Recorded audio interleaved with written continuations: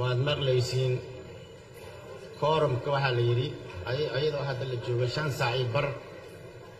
139 waay hal qof hadduu dhanaan lahaa koorum lama heli lahayn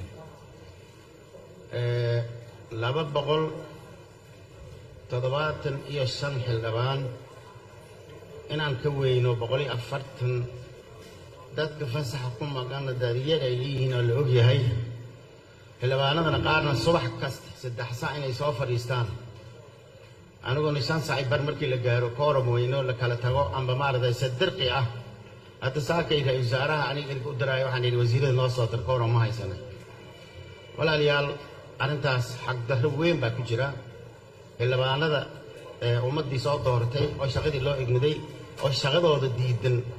iyo dadkii shaqadii subax soo fadhiisanayo in maaragtay isku xuquuq inay ahaadaan oo waxna la isweydiinin annaga saan u lahayn xildhibaanada hoogo tixgeliya marka waxay noqonaysaa in anigu naftarkaana waajibkaana gudan weyno oo marka saasa loo fasiri doonaa markii dambe saasay noqonaysaa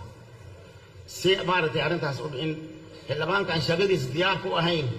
xildhibaanada shaqadooda diyaar ku ah si loo kala ogaado maanta ajandadeena waan horyaala waa u jeediin waxaan rabaa intaan ajanda la ansixin ka hor inaan idin soo gudbino in maaragtay magacyada xildhibaanada maqan iyo xildhibaanada jooga la yeeriyo marka dadka qaar kalfadhigan dhan kil fadhigi 23 kalfadhigi saddexaad oo dhan ma imaanin xildhibaanada qaarkood fasaxna kuma maqna mana xanuunsana shaqana kuma maqna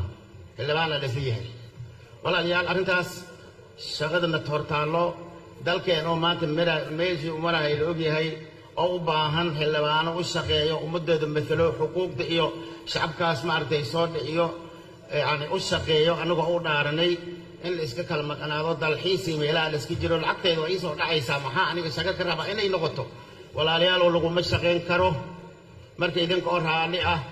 ajantaha maaragtay waanu ansaxinaysiin laakiin waxaan ka hormarinaynaa xildhibaanada magacyadooda inaan yeedhino xildhibaan kastana bisha markay dhammaato galkiisa bakshidiisaan siinayna hadda kadib taas ogaada walaalayaal idinku aad u mahadsan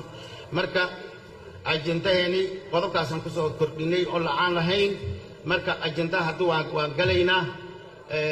waxaan maaragtay idin ogeysinay in saakay wax kasta nooga muhiimsan tahay in xildhibaanada dadka shaqada diyaarku ah iyo kuwaan shaqada diyaarku ahayn inaan kala ogaano intaan hawsha la gudgalin xildhibaanada sharafta leh taas idin soo jeedina idinku aad u mahadsan marka aad iyo aad u mahadsan tihiin ajandaha waa sidiisii